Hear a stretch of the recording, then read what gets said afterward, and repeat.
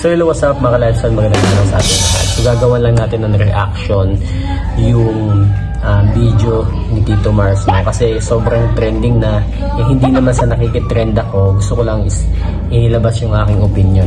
Paano masabi? Kasing content. So actually, again, nasa democratic country tayo, malaya tayong gawin lahat ng pwede nating gawin, no? Especially kung alam natin na kikita. Oh my God! Wow! Ng mga tao na makikitid yung utak. Kumbaga, pa-famous, Stop it. Get some help. Yung mga maling ginagawa kaysa sa mga magandang ginagawa. Take note ha. Yun na nga, yung Tuyo Challenge niya. And then, yung pinaka-latest trend talaga. Sobrang trending talaga sa lahat ng klase ng social media platform na halos nagawa na lahat ng content creator ng reaction, no? Ito yung Sardinas Challenge niya, no, yung latest. And then nag-upload siya ng bago, parang hindi siya naapektuhan, ano, kumbaga ginagalit niya lalo lahat ng kanyang mga bashers sa ginawa niya. Sardinas, sweet tomato daw. So yun na nga mga ka-lifestyle, hindi ako nakikisimpatya or gustong kumuha ng views whatsoever. Gusto ko lang ilabas yung sarili kong opinion regarding sa ganyang usapin, ano. So actually mga ka-lifestyle, kahit ako nanonood ako ng video na naapektuhan talaga ako kasi nga tinira niya yung pagkain na which is very healthy naman, then swak sa budget, swak sa bulsa. Kumbaga madali lang kainin kagad, di ba? Nasa kan lang, easy lang. And masarap naman din, mabango. So hindi ko lang alam kung bakit ganun yung reaction niya, or sabihin na natin content lang, pero dapat naisip niya rin kasi yung mga magiging reaction ng mga manonood niya, especially yung mga mahihirap gaya namin, ano. So syempre maapektuhan tayo.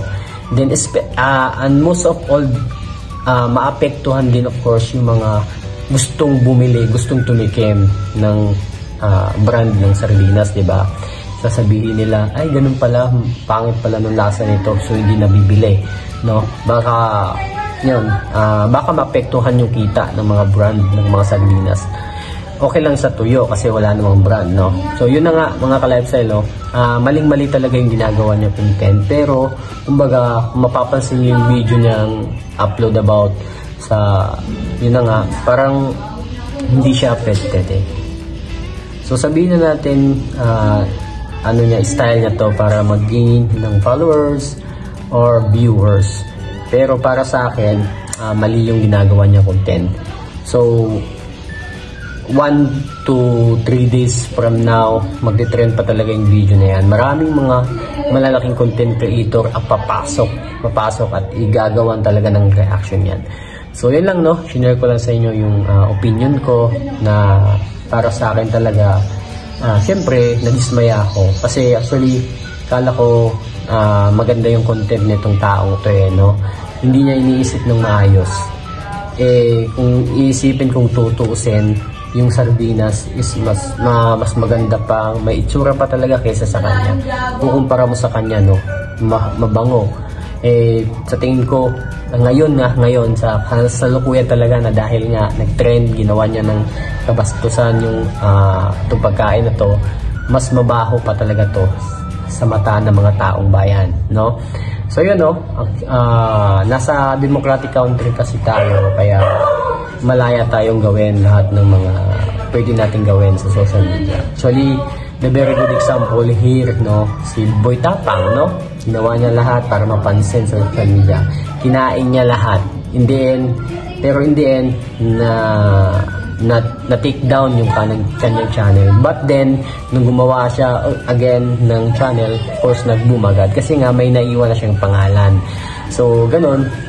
Tayong mga small content creator, wag lang tayo mawala ng pag-asa, no? Kasi, in the end of the day, makakagawa rin tayo na sarili nating niche, sarili nating content na yun, hindi makakatapak ng tao at bagkos makakatulong ng malaki sa taong bayan, no? So yun lang mga ka-lifestyle, hanggang sa muli, peace.